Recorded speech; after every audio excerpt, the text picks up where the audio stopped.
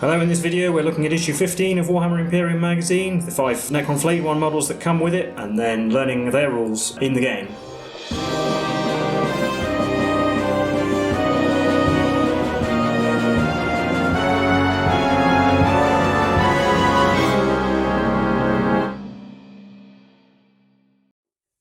Hello, I'm Will, this is Mike, we're the Tabletop Donkeys. Hello. And today we're bringing you issue 15 of Warhammer 40,000 Imperium magazine. This issue came with 5 Necron Flayed One models, which you can see on the battlefield if you want to skip straight ahead to the battle report using the time code in the description or on the chapter bar. But we'll have a quick flick through the issue before we get there. First up, we've got the background on Flayed Ones. These are Necrons who've gone basically insane. There's a legend that the Catan that we learnt about before, one of them called Landugor the Flayer, when he was destroyed by the Necrons with his last breath, he's said to have cursed them, which resulted in the Flayer virus, which affects the programming of some of these Necrons and makes them into deranged machines. They drape themselves in the flayed skin of foes they've killed and transform their bodies with razor-sharp claws and other things that make them better at killing things in melee.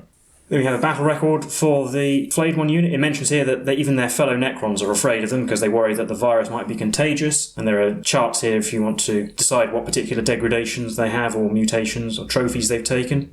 Then we have background on the Imperium Sanctus. This is the other half of the Imperium. We learned about the Imperium Nihilus in a previous issue. This is the side that's not cut off from Holy Terror and the light of the Astronomicon, which means that navigation is a bit easier, but still a pretty bleak outlook for many Imperial worlds. There's a bit about the Sol system itself on the back, where Holy Terror is, also containing Mars, the headquarters of the Adeptus Mechanicus, and also the Empire of Ultramar, which is ruled over by the Ultramarine Space Marines, but it's been invaded twice recently. Then we have a bit on Space Marine Chapter Command. Basically, most Space Marine chapters are commanded by a Chapter Master, who is advised by various officers, like the Chief Librarian, the Chief Apothecary. We saw in a previous issue the organisation of chapters.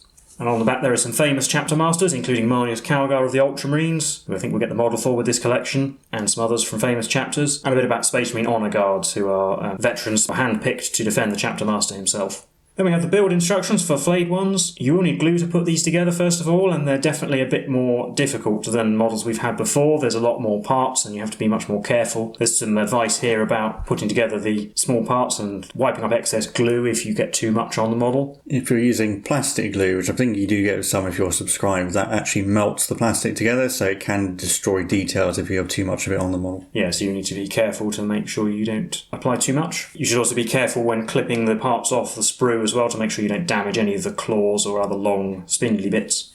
And here's the instructions themselves. There are 5 specific models you can build and you have to be careful to line up some of the bits to make sure that they fit. Then we have the painting guide, which is mostly the same as other Necrons, so we start with Runelord Brass and Abaddon Black for bits of the skeleton.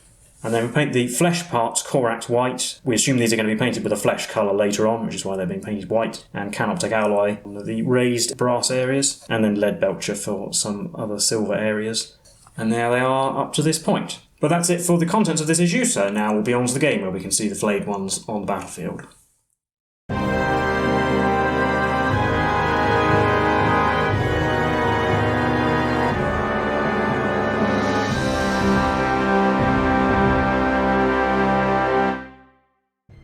Now we can get into our game for this issue, Destroy the Plasmacyte. So the Necron Canoptek Plasmacyte has been hard at work repairing the Necron warriors it's been finding around the complex, and some assault intercessors have happened upon it, but fortunately for the Plasmacyte, the Space Marine intrusion has lured some Flayed Ones from their little pocket dimension they reside in, and so hopefully that distraction will give it enough time to complete its tasks, while the Space Marines are going to have to try and destroy it while dealing with the Flayed Ones. So you can see we have the big board set up, we have the terrain, the Promethean barrels and the ammunition crates, and then we're going to roll a d6 to see where the big cargo container is set up. 2 units of 3 assault intercessors, 1 around point A, 1 around point B, but a maximum of 5 inches from the board edge. The Plasmacyte is over at point E, while the Flayed Ones are not set up on the board because they will be arriving during the Necron turn.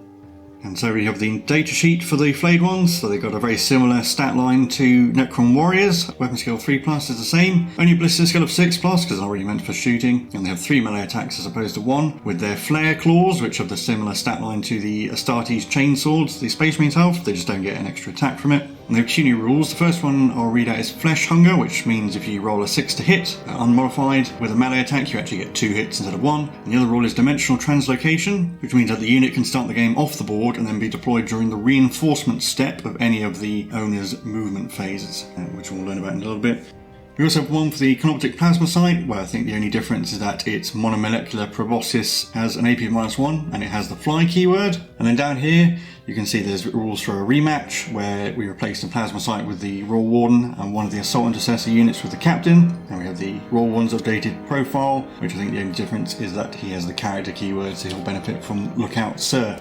So we'll have a quick look through the tutorial. You can see here how the reinforcements step works. So during your movement phase, you can select one of your reinforcement units and then set them up on the battlefield. Once a reinforcement unit arrives, they can't make a normal move, advance, fall back, or remain stationary, which seems a little bit confusing, but it would make sense with the full rules. And reinforcement units always count as having moved for the purposes of any rules that require that. So you can see in this example the Necron Flayed Ones have arrived more than 9 inches away from any enemy units, as it says on their data sheet, and in coherency with other members of their unit. They can still charge, and then you can see the Flayed Ones will charge one of the Assault Intercessor units, and here they are in combat, and then the game continues on. For our objectives, the Space Marines win if they destroy the Plasmacyte by the end of Necron turn 4, otherwise the Necrons win. So we'll get the board set up and get into it. So here we are with the board set up, with the barrels and the crates in place. So we rolled off camera for where the big cargo container goes. Now I rolled a 1, so it goes in the top left corner. The 2 units of Assault Intercessors around the deployment points, and then the Plasmacyte over there on point E. And the Necrons get to go first, so we're into Necrons turn 1. So in a moment I get to bring in my Flayed Ones, but first the Plasmacyte is going to advance because I want to hide it in the corner. So rolling its advance, it gets a 2, so it can go 10 inches. And then in the reinforcement step, which actually technically happens at the end of the movement phase in the full rules, so I'll do it now anyway. The Flayed Ones have deployed more than 9 inches from those Assault Intercessors. You can see there's a 9-inch range ruler there. And it does have to be more than 9 inches technically, which will matter when we get to the charge phase. You're also not technically allowed to bring on reinforcements in the first turn normally, but for this game obviously we'll just follow what the magazine says. But they count as moving, so they can't move, so we'll be straight onto the charge phase because they don't have any guns.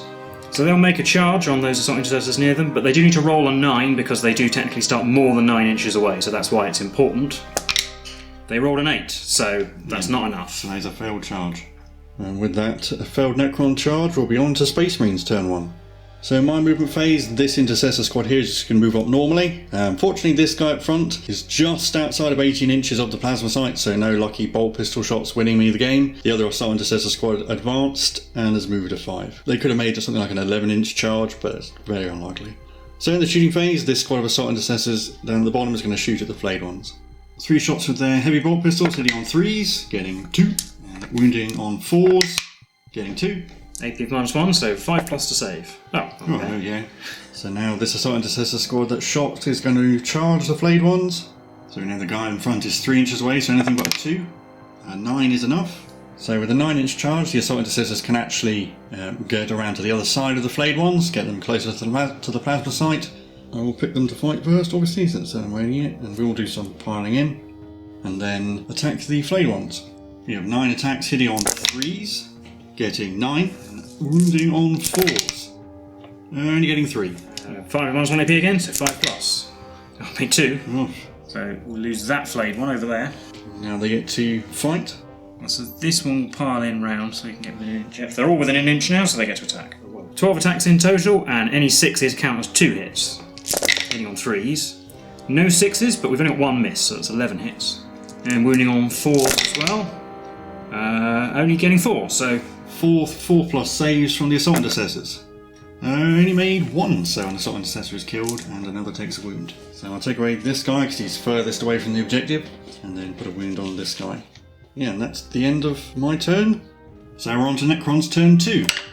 In my movement phase, the Plasmacyte is just going to tuck itself right into the corner because it really can't go anywhere else, and then the Flayed Ones will stay in melee. So in the fight phase, I get to pick a unit first because I'm the opponent. So obviously there's Assault Intercessors will fight. 6 attacks hitting on 3s, getting 3. Wounding on 4s, getting 1. 5 plus save, made it.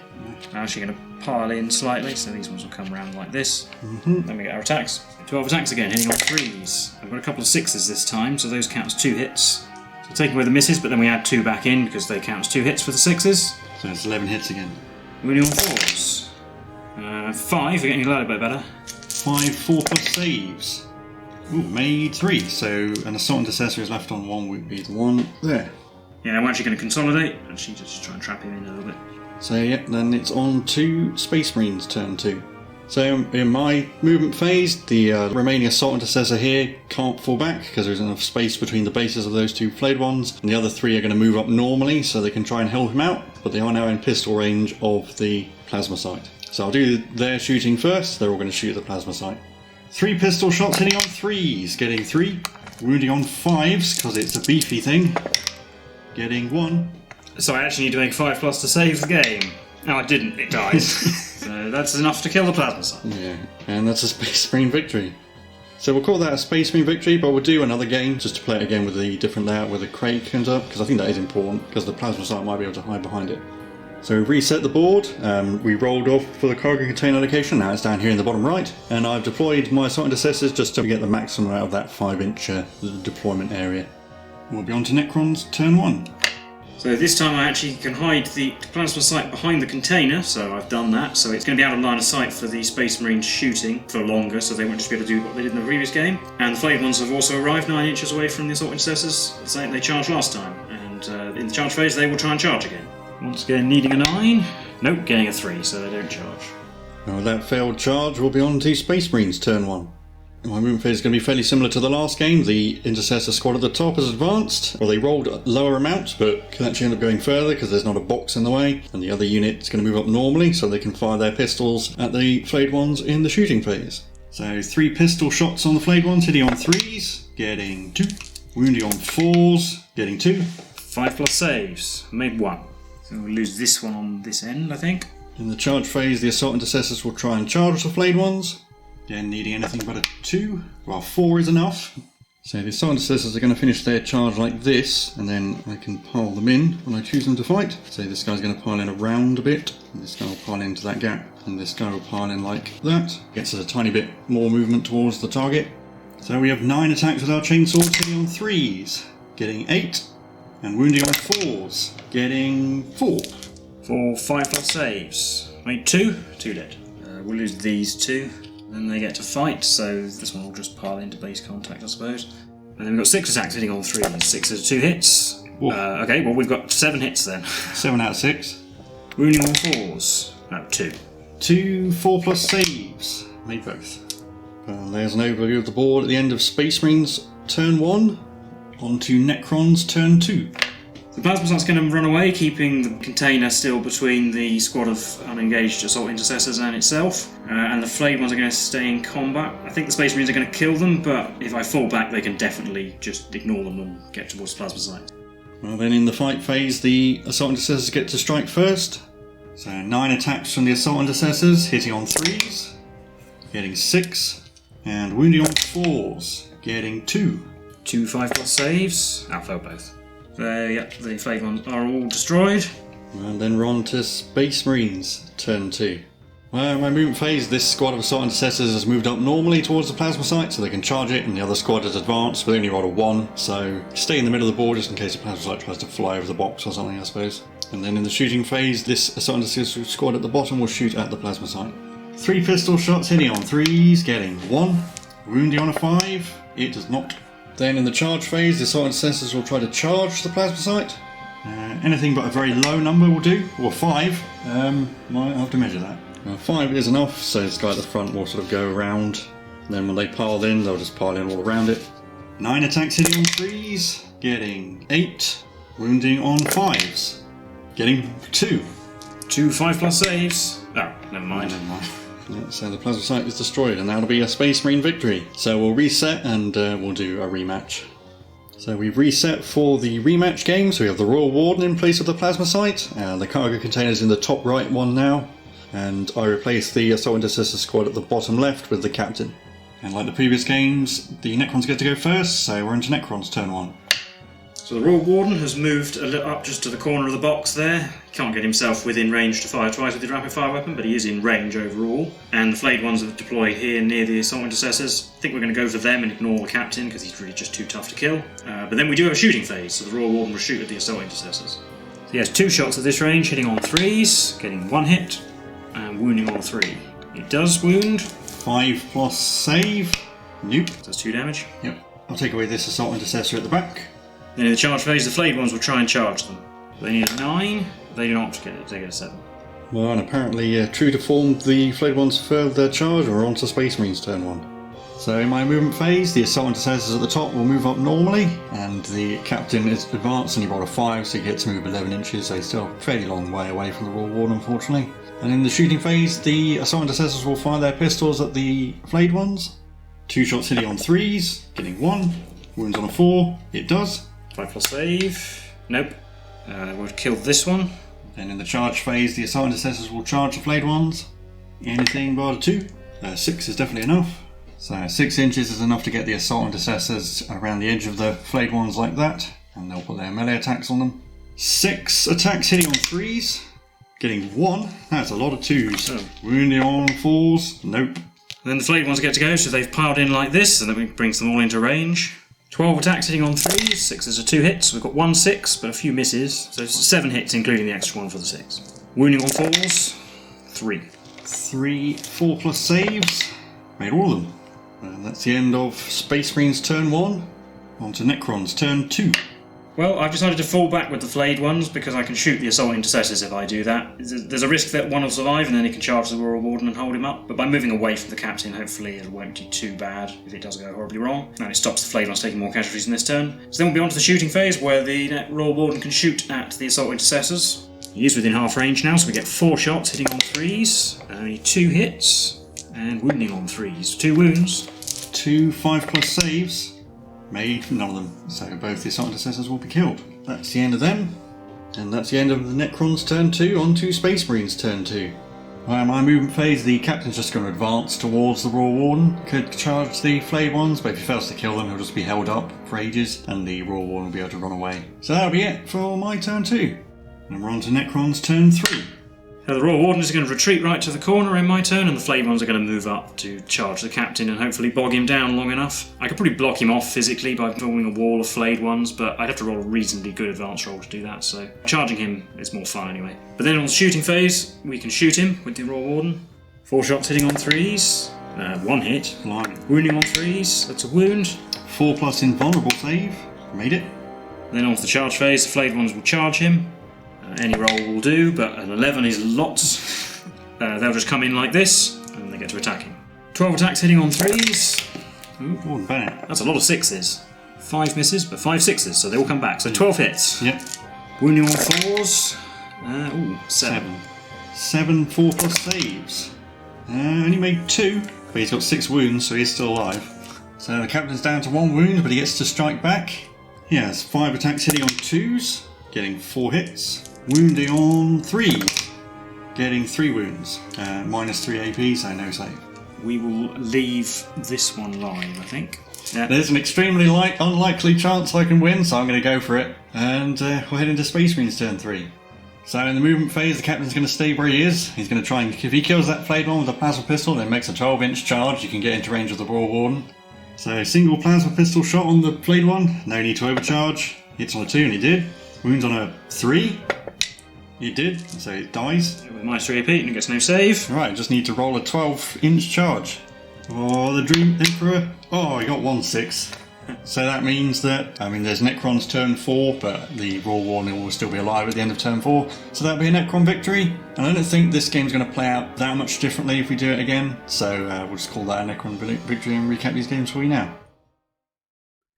So those were the games for issue 15 of Warhammer 40,000 Imperium magazine. How do you think those went? Fine. The first one, I didn't expect to win that one because you could either just get a lucky shot with a bolt pistol like you did, or you just mince the Flayed Ones in close combat, which the only reason that didn't happen in the first game is because I rolled something like 5 out of 6 5 plus armor saves, which is kind of unlikely. And the second game, the Royal Warden's a lot harder to kill, and he shoots back, so that wasn't a great surprise either. At least by avoiding the Captain, I could pretty much ensure you had fairly little chance chance of killing him. I guess if there hadn't been as many flayed ones, you might have been able to kill him. I suppose you were unlucky the captain took 5 wounds, but... Yeah, I mean, if he had killed the flayed ones, or if the assault intercessors had killed one more flayed one, I think could have moved normally in charge and that would have done it, but... Then again, he rolled quite well for his advanced rolls on average anyway, so... Yeah, if you go roll badly for advanced rolls, the captain's just never going to get into range. And I think my tactic of charging the thing on the same side of where I put my target unit was the right decision, because it just meant that one unit had a really long way to go.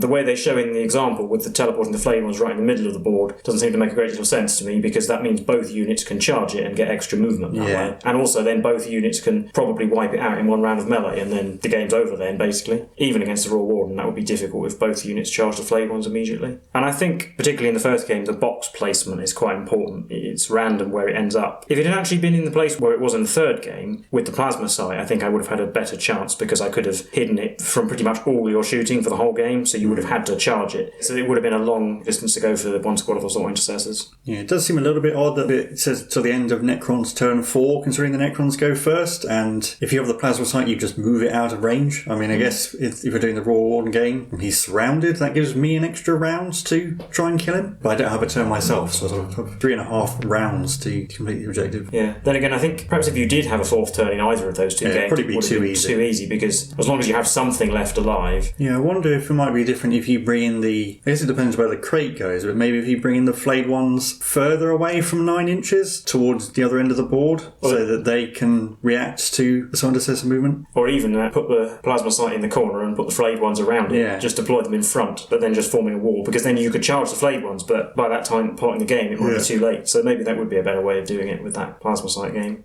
Well, you'll still be able to shoot at it. That's true, yes. I suppose I'd need the box to be in a good place. Obviously, their deployment rule is quite an important part of how they work, because they're basically too slow to do much else. As a melee unit, if you deployed them on the board at the start of a game, they'd be too slow to probably have an impact, depending on exactly how the game plays out. But they're also not super tough, so they're vulnerable to shooting. So being able to deploy them later in the game in a place where you need them is probably important. Yeah, they do have a couple of other rules, obviously. We've seen one that would apply to all the Necrons. That makes them quite a bit more durable. And they have another one that affects enemy morale. I'm sure we'll learn about that eventually, but... Probably not very useful against Space Marines, to be honest. They're also a unit that you probably wouldn't actually take in a unit of 5, because they're just not durable enough. It's not too surprising that the flayed ones would lose in combat with assault intercessors. I mean, they only have 1 wound each, saving on 5. They'd probably take a lot of casualties, even if you did win. You have to compare them to destroyers, the Scorpec destroyers, which are probably more useful in general, because they're faster and tougher and more dangerous as well. I suppose flayed ones would be good against slightly less tough troops than Space Marines. With an AP of -1, they will go through light infantry anything very with quickly. Things with 1 wound, actually, they'd be good against. And they're actually a melee unit that's not very good against melee units.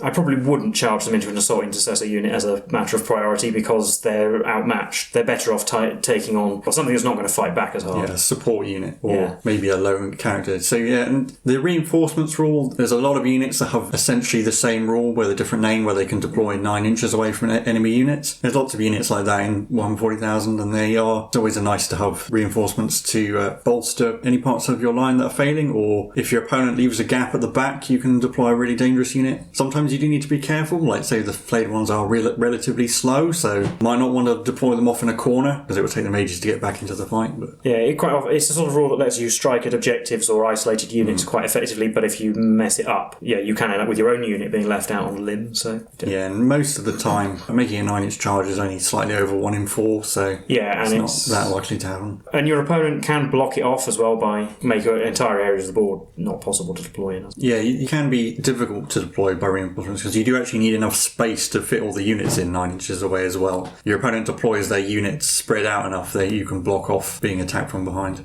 And I do like the Flayed One models. They really do have that kind of creepy factor. Their lore is very Warhammer. It's sort of deranged robots. It's very bizarre, and I think the models portray that very well. They're kind of a little bit insane. They are quite difficult to put together. This is definitely a step up from anything we've had so far with the magazine in putting them together. Right. So if you've struggled, then don't worry too much. They are not the easiest models to put together, I think. I did also put them on a slightly larger base, because I felt the bases they're supplied with are a bit too small, which you probably haven't noticed if you've been watching. 28mm bases, you can see that they're... they fill out the whole of a 32mm base. There are some slight rules implications, but I don't expect to ever take these to a tournament or anything. So probably won't make too much difference in the magazine.